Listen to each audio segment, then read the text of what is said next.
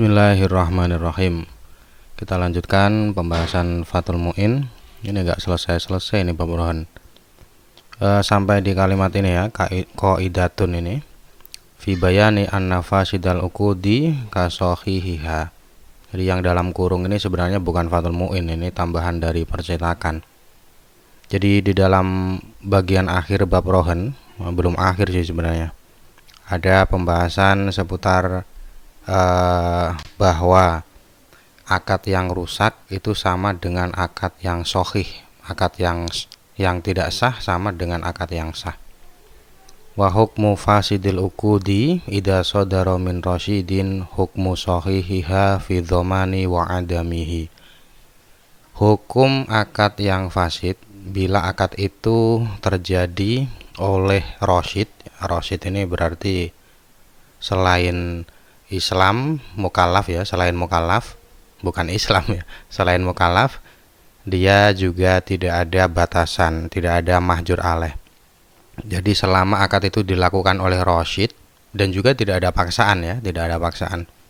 Secara detailnya bisa dibaca di anah lah. Jadi kalau akad itu dilakukan oleh rasyid, maka akad yang sah dan tidak itu sama saja dalam hal keharusan dhoman dan tidaknya. Keharusan dhoman dan tidaknya. Pokoknya dhoman itu ada barang rusak, kemudian ada kewajiban mengganti barang itu namanya dhoman. Ada kadang dalam akad itu ada konsekuensi dhoman, ada yang tidak. Dan ini ternyata antara akad yang sah dan tidak sah itu sama saja. Di sini ada alasan li anna sahihal aqdi idaktadhad dhamana ba'dal qabdi kal bai'i wal qardi fa fasiduhu aula.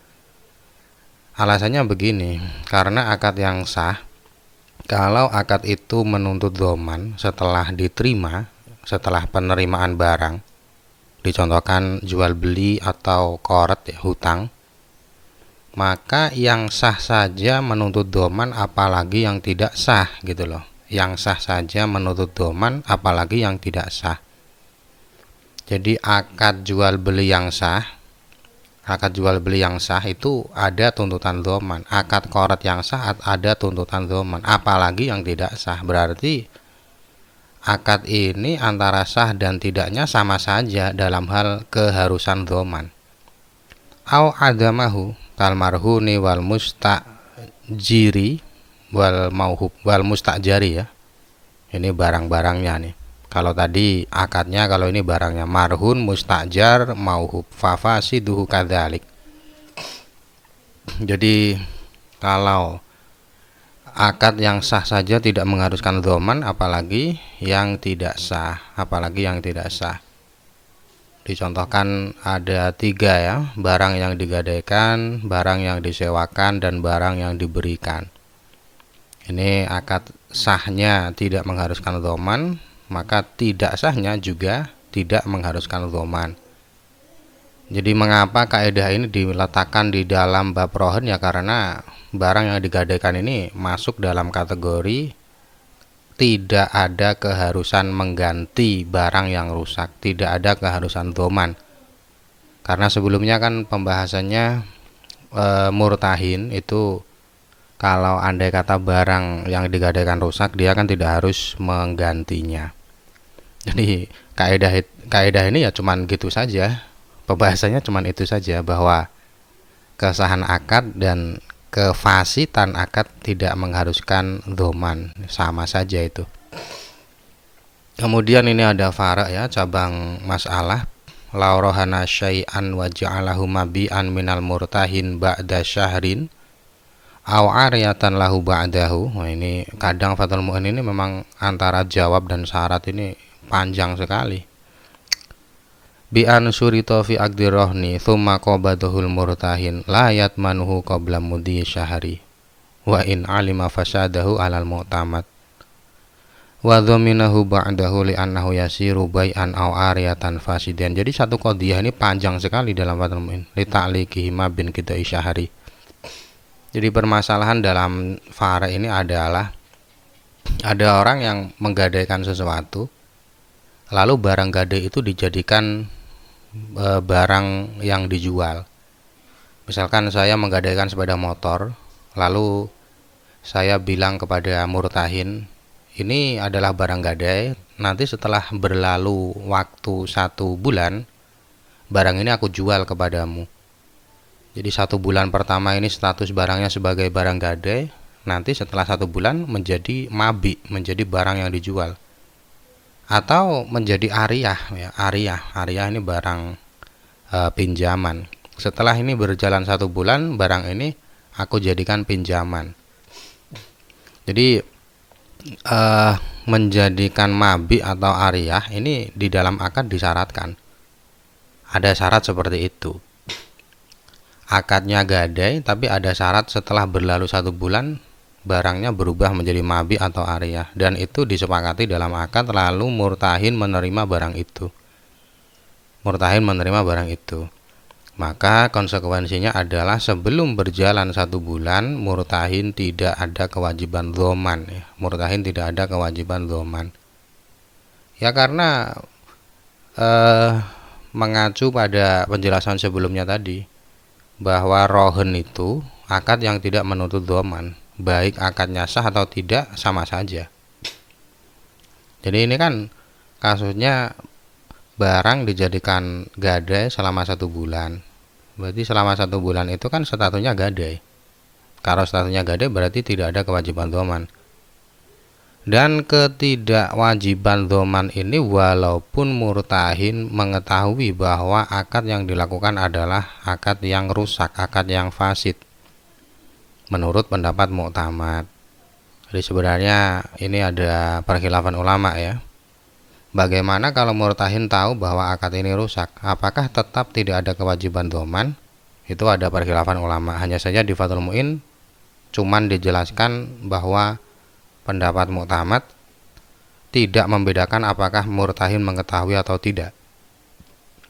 Lalu setelah berjalan 1 bulan,